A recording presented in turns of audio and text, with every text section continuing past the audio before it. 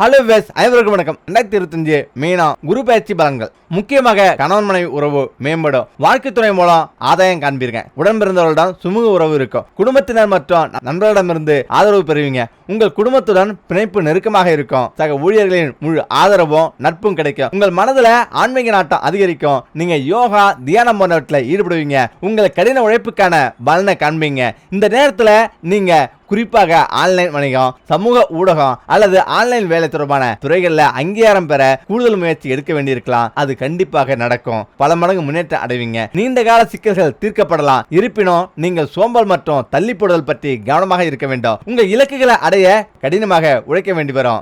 உத்தியோகத்தை பொறுத்தவரை வளர்ச்சி மந்தமாக இருக்கும். நீண்ட நாட்களாக நீங்கள் எதிர்பார்த்து காத்துக் கொண்டிருந்த பதவி உயர்வு கூட தாமதமாகலாம். பணியிடத்துல சில சவால்கள் இருக்கலாம். கூடுதலாக உங்கள் ராசியில சனியின் சஞ்சாரம் நீங்கள் பத்தற்ற நிலை மற்றும் கசப்பாக உணரக்கூடும். எனவே உங்கள் எதிர்பார்ப்புகளை கட்டுக்குள் வைத்திருப்பது நல்லது. மேலும் சாதகமற்ற விளைவுகளை ஏற்படுத்தும் உணர்ச்சிகரமான முடிவுகளை எடுக்காமல் இருப்பது நல்லது. இருப்பினும் உங்கள் வாடிக்கையாளரின் கவனத்தை ஈர்க்கக்கூடிய ஆக்கப்பூர்வமான சிந்தனை மற்றும் புதுமையான யோசனைகள் உங்களிடம் இருக்கலாம். உங்கள் உற்பத்தி திறனை அதிகரிக்கவும் வெற்றி அடையவும் உங்களிடம் ஏராளமான ஆதாரங்கள் இருக்கலாம். இதன் காலகட்டம் பல தொழில் வாய்ப்புகளை தருவதோடு கடின உழைப்பு மற்றும் உறுதிப்பாட்டின் மூலம் வெற்றிக்கு வழிவகுக்கும். உங்களுக்கு வேலை மாற்றம் கிடைக்கலாம். இந்த பயிற்சி காலத்துல வேலை தொடர்பான நீண்ட பயணங்கள் செல்ல வாய்ப்புள்ளது. முக்கியமாக காதல் மற்றும் குடும்ப உறவு. காதலர்களுக்கு இது அனுகூலமான காலகட்டம். அதிக அளவு ஈர்ப்பு மற்றும் புதிய தொடக்கங்கள் காணப்படும். அமைதியான உறவை தக்க வைத்துக் கொள்ள அனுசரித்து போவது நல்லது. திருமண விஷயங்கள்ல தந்தை ஆதரவாக இருப்பாரு. ஆனா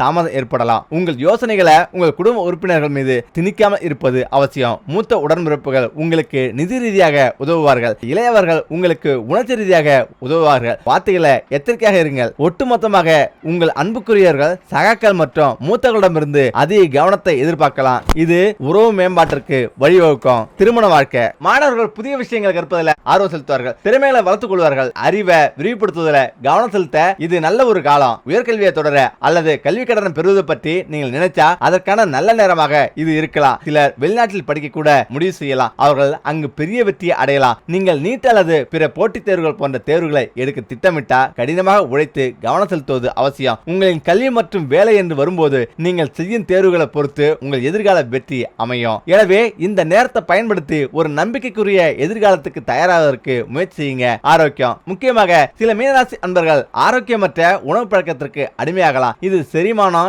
எடை அதிகரிப்பு மற்றும் நோய் எதிர்ப்பு மண்டலத்தை பலவீனப்படுத்தும். கூடுதலாக சிறிய பயணங்கள் கூட மன அழுத்தத்தை ஏற்படுத்தலாம் மற்றும் நீங்கள் சோர்வாக உணரலாம். உங்கள் ஆரோக்கியத்தை மேம்படுத்த ஆரோக்கியமான உணவை உட்கொள்வது முக்கியம். உங்களுக்கு பெரிய உடல்நல பிரச்சனைகள் இருந்தா குணமடைய சிறிது காலம் ஆகலாம். ஆனா இறுதியில நீங்கள் நன்றாக குணமடைந்து விடுவீர்கள். அதிக காய்கறிகள் மற்றும் ஆரோக்கியமான உணவுகளை சாப்பிடுவது உங்கள் நோய் எதிர்ப்பு சக்தியை அதிகரிக்கவும் நாள்பட்ட நோய்களை தடுக்கவும் உதவும். கடினமான உடற்பயிற்சிகளை மேற்கொள்ள வேண்டாம். ஆனா உங்கள் ஒட்டுமொத்த ஆரோக்கியத்தை மேம்படுத்த எளிய உடற்பயிற்சிகளை மேற்கொள்ளவும். பரிகாரங்கள். தினமும் உங்கள் நெற்றியில குங்கும திலகம் அல்லது சந்தனம் வைப்பது உங்களுக்கு நல்ல அதிர்ஷ்டத்தையும் நேர்மை ஆற்றலையும் தரும். 2. தொண்டு நிறுவனத்துக்கு பணத்தை நன்கொடையாக வழங்குவது, குறிப்பாக அனாதை குழந்தைகளுக்கு உதவுவது, விழாவிடமிருந்து ஆசீர்வாதங்களை பெறலாம். ஒவ்வொரு மாதமும் விழா அன்று தேவைப்படுபவர்களுக்கு பருப்பு, வெல்லம், நெய் ஆகியவற்றை வழங்குவதும் உங்களுக்கு புண்ணியத்தை தரும். விஷ்ணு பகவானுக்கு இனிப்புகள் செய்து பிரசாதமாக படைத்து அதை உட்கொள்வது ஆன்மீக நிறைவுக்கு வழிவகுக்கும். மாதம் முழுவதும் விழாக்கிழமை ஒரு முறையாவது இனிப்புகளை வழங்குங்க. ஒவ்வொரு மாதமும் விழாவன்று அனாதைகள், குழந்தைகள் அல்லது வீடற்றவர்களுக்கு நன்கொடை மற்றும் பங்களிப்பு செய்யுங்க. விழா மற்றும் சனிக்கிழமைகள்ல அசைவ உணவை தவிர்ப்பது நல்லது. கோடீஸ்வர யோகம் ஏற்பட போவதை உறுதிப்படுத்தும் 10 அறிகுறிகள். பொதுவாக நாம் எல்லோருக்கும் கோடீஸ்வர யோகம் ஏற்பட வேண்டும், பிரச்சனையை என்றைக்குமே ஏற்படக்கூடாது, சுகபோகமான வாழ்க்கை அமைய வேண்டும் என்பதற்காக நிறைய பேர் வழிபாடுகள், பரிகாரங்கள் அனைத்தையும் செய்திருப்போம். அப்படி அந்த பரிகாரங்கள், வழிபாடுகள் அனைத்தும் நமக்கு பலன் தரப்போகிறது என்று சில அறிகுறிகள் மூலம் நாம் தெரிந்து கொள்ளலாம். உங்களுக்கு கோடீஸ்வர யோகமும் அதிர்ஷ்டமும் வரப்போவதை உணர்த்தும் 10 அறிகுறிகள் பற்றி தெரிந்து கொள்வோம். பள்ளி. பொதுவாக எல்லோருடைய வீட்டிலும் பள்ளிகளுடைய சத்தம் அடிக்கடி கேட்டுக்கொண்டே இருக்கும். அப்படி அந்த பள்ளிகளுடைய சத்தம் வேகமாகவோ அல்லது நிறைய பள்ளிகள் ஒரே இடத்துல சேர்ந்து இருக்கிறது என்றால் அந்த குறிப்பிட்ட அறிகுறியானது நம்முடைய வீட்டுக்குள்ளே மகாலட்சுமி தாயார் வருகை புரிய போறாங்க என்ற அறிகுறியாக பார்க்கப்படுது. பள்ளி இருக்கிறது. பள்ளி இருக்கிறது என்று சொல்லும் போது கூட அது நம்முடைய வீடுகளுக்கு மகாலட்சுமி தாயார, அஷ்டமலட்சுமி தாயார வரவைக்க வைப்பதற்கு உண்டான அறிகுறியாக பார்க்கப்படுது. இப்படி இந்த அறிகுறிகள் உங்கள் வீட்டில் தென்படுகிறது என்று சொல்லப்படும் போது நீங்க மேற்கொள்ளக்கூடிய தொழிலாக இருக்கட்டும், வேலையாக இருக்கட்டும், அதுல ஏதாவது மாற்றங்கள் ஏற்பட்டு பணம் பெருகுவதற்கு உண்டான ஒரு முக்கியமான அறிகுறியாக பார்க்கப்படுது.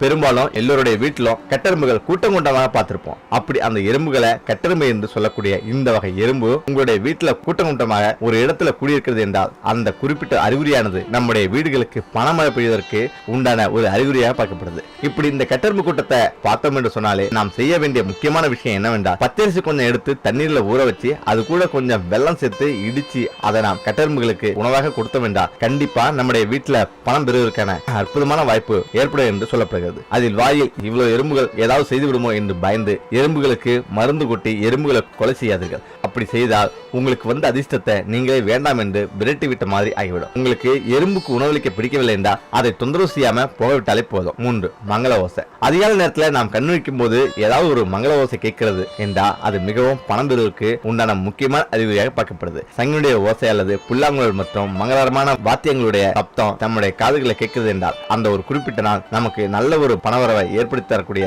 நாளாக பார்க்கப்படுது. அதனால இந்த ஒரு குறிப்பிட்ட சப்தம் அதிகாலை நேரத்தில் கேட்கிறது என்றால் கொஞ்சம் கவனமாக கேட்டு பாருங்க. முடிந்தால் நம்முடைய ரிங்டோன் அல்லது அலாரம் டோனை நல்ல மங்கள வாத்தியம் முழங்குவது போல வைத்துக் கொள்ளவும். அதே போல பறவைகள் கூடு கட்டினா நம்முடைய வீடுகளில் ஏதாவது ஒரு பறவை இனம் கூடு கட்டி இருக்கிறது என்றால் அந்த குறிப்பிட்ட செயலானது நம்முடைய வீட்டுல பணமழை பெறுவதற்கு உண்டான வாய்ப்பு இருப்பதாக சொல்லப்படுது. செங்குலவே நம் வீட்டு பூஜை அறையில கூடு கட்டும் போது பணம் பெறுவதற்கு உண்டான செயலும் அதிசயம் ஏற்படுவதற்கு உண்டான வாய்ப்பும் ஏற்படும். அதே போல புறா கூடு அல்லது குருவி கூடு நம்முடைய வீட்டுக்குள்ளேயே கட்டி இருக்கிறது என்று சொல்லும் பொழுது கண்டிப்பா அந்த குறிப்பிட்ட செயல் நம்முடைய வீட்டுக்குள்ளே கோடீஸ்வர யோகத்தை ஏற்படுத்தி தருவதாக நம்பப்படுது. நம்ம ஊர்ல நிறைய பேர் வீட்டுக்குள்ள குருவி கூடு கட்டி இருக்கிறது என்றால் அதை தொந்தரவு செய்யாம சில செயல்கள் செய்வோம். முக்கியமா ஆந்தை. நம்முடைய வீடுகளில் பெரும்பாலும் ஆந்தைகளுடைய சத்தத்தை கேட்பது ரொம்ப அரிதாக இருக்கும். எப்போதாவதுதான் அது அரிதாக நடக்கும். ஆனா தொடர்ந்து நம்ம வீட்டுல ஏதாவது ஒரு குறிப்பிட்ட நேரத்துல ஆந்தைகளுடைய சத்தம் கேட்டுக்கொண்டே இருக்கிறது என்றால் நம்முடைய வீட்டுக்கு முன்னாடி இருக்கும் மரங்கள் இருந்து நம்முடைய வீட்டை பார்த்த மாதிரி ஆந்தை அமர்ந்து இருக்கிறது என்றால் கண்டிப்பா நம்முடைய வீட்டுக்கு மகாலட்சுமி தாயார் வருகை தருவதற்கான ஒரு முக்கிய அறிகுறியாக பார்க்கப்படுது.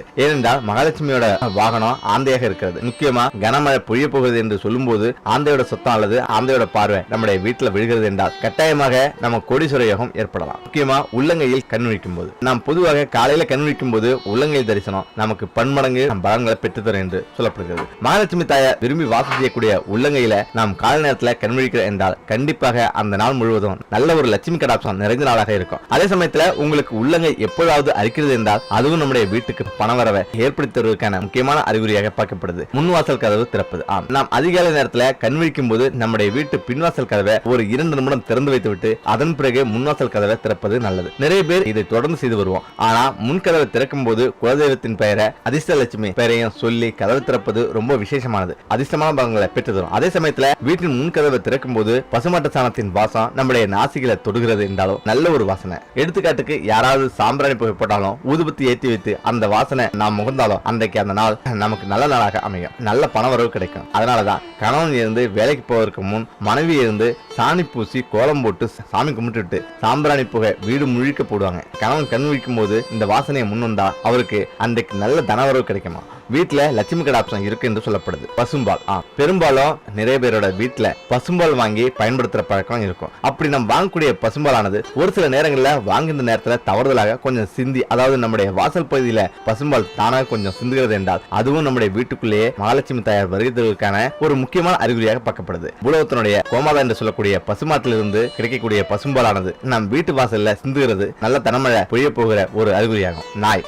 பொதுவாக நாம் ஏதாவது ஒரு முக்கியமான விஷயத்துக்காக வெளியில் புறப்பட்டு போகும்போது நம் கண்களுக்கு எதிரே காலபைரவரின் வாகனமான நாய் தென்பட்டது என்று சொன்னாலோ அல்லது நாயோட வாயிலை ஏதாவது ஒரு சைவ உணவு எடுத்துக்கொண்டு உங்கள் முன்னாடி வருது என்று சொன்னாலோ கண்டிப்பாக அந்த குறிப்பிட்ட நாள் அன்றைக்கு மேற்கொள்ளக்கூடிய முயற்சி அனைத்துமே கட்டாயமாக நல்ல பலன்களை பெற்றுத்தரும் என சொல்லப்படுகிறது. பணம் சம்பந்தப்பட்ட முயற்சினாலும் சரி அல்லது வேலை வாய்ப்பு சம்பந்தப்பட்ட முயற்சினாலும் சரி இந்த ஒரு குறிப்பிட்ட அறிவு தென்பட்டது என்றால் ஏதாவது ஒரு வகையில பணமளிப்பதற்கான வாய்ப்பை ஏற்படுத்தி தரும் என்று சொல்லப்படுகிறது. கனவுல இந்த பொருட்கள் கண்டா. அதேபோல கோடீஸ்வர யோகம் ஏற்பட போவதை உணர்த்தும் 10 அறிகுறிகள். பொதுவாக எல்லோருக்கும் தூங்கும் பொழுது கனவு காண்பது ஒரு இயற்கையான விஷயம். அப்படி நமக்கு கனவு வரும்போது அந்த கனவுல நாம் ஒரு சில பொருட்களை பார்க்க நேரிட்டது என்று சொன்னால் அதுவும் நம்முடைய வீட்டுக்கு தனவரவு ஏற்பட போகிறது என்று அர்த்தம். என்னென்ன பொருட்களை நாம் கனவில் பார்த்தா அதிர்ஷ்டம் என்றால் பல்லி, நட்சத்திரம், நல்ல வாசனை உள்ள மலர்கள், ஆந்த, யானை, குடம், சங்கு, துடைப்பம் போன்ற பொருட்களை நாம் கனவில் பார்த்தோம் என்றால் கண்டிப்பாக நமக்கு ஏதோ ஒரு வகையில கோடீஸ்வரராகக்கூடிய யோகம் வருவதற்கான வாய்ப்பு இருப்பதாக சொல்லப்படுது. இந்த 10 அறிகுறிகளில் ஏதாவது ஒன்று உங்கள் வீட்டில் தென்படுகிறது என்றால் கண்டிப்பாக உங்களுக்கு அதிர்ஷ்ட கதவை திறக்கப் போகிறது. உங்களுடைய பணப்பிரச்சனை எல்லாம் தீர்ந்து கோடீஸ்வர யோகம் நிகழப்போகிறது. இப்போது நீங்கள் கடைபிடித்து வரும் பூஜை மற்றும் பரிகாரங்களை 2 மடங்கு செய்தீர்கள் என்றால் சீக்கிரமே அந்த பலன் கைகூடும். முக்கியமாக உதாரணத்துக்கு வெள்ளிக்கிழமை தோறும் மகாலட்சுமி நினைத்துக் கொண்டு உப்பு தீபம் ஏற்றி வருகிறது என்றால் வாரத்துக்கு ஒரு முறை செய்வதை மாற்றி தினமும் காலையில உப்பு தீபம் ஏற்றுவது, தேய்பிரை அஷ்டமிக்கு காலபைரவருக்கு மிளகு தீபம் ஏற்றி வருவது என்பது வளர்பிறை அஷ்டமிக்கும் மகாலட்சுமி நினைச்சு என்ன விரதம் கடைபிடிக்கிறீங்களோ அதை அடிக்கடி செய்து பாருங்க. கோடீஸ்வரன் ஆகவில்லை என்றாலும் பணப்பற்றாக்குறை இல்லாம வருகின்ற பணம் செலவாகாம வீட்டுல தங்க வேண்டும் என்று வேண்டிக் கொள்ளுங்க. நல்லதே நடக்கும். இப்படி எல்லாம் நடக்குதா?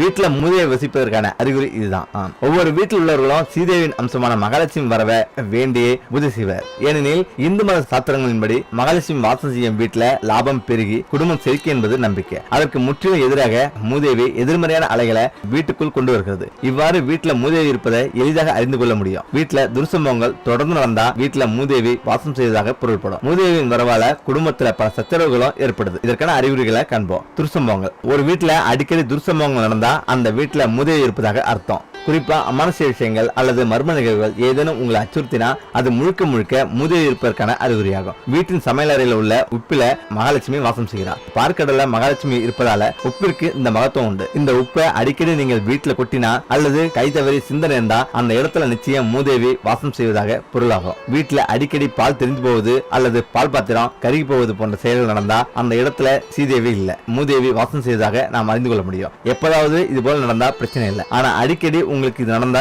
எதிர்மறை ஆற்றல் அதிகரித்திருப்பதை நீங்கள் உணர முடியும். வீட்டில் உள்ள குழாய்கள்ல தண்ணீர் சொட்டு சொட்டாக ஒழுகுவது மூதேவி வாசத்தை உங்களுக்கு தெரிவிக்கிறது. அதனை உடனடியாக சரி செய்து கொள்ள வேண்டும். இது போன்றவற்றை சரி செய்யாம இருப்பது அதிகப்படியான கடனிற்கு வழிவகுக்கும். மேலும் புது செருப்பு அருந்து போனாலும் அது கெட்ட சகனத்துக்கு அறிகுறியாகும். சமையல் எண்ணெய் மற்றும் குங்குமம் ஆகியவற்றை கீழே கொட்டவே கூடாது. அரிசி கழுவும் போது அரிசியை வீணாக்க கூடாது. குறிப்பாக பிரசாதம் தயாரிக்க பயன்படுத்தப்படும் அரிசியை கழுவும் போது இதுபோல நடந்தா அது மூதேவியின் செயலாகும்.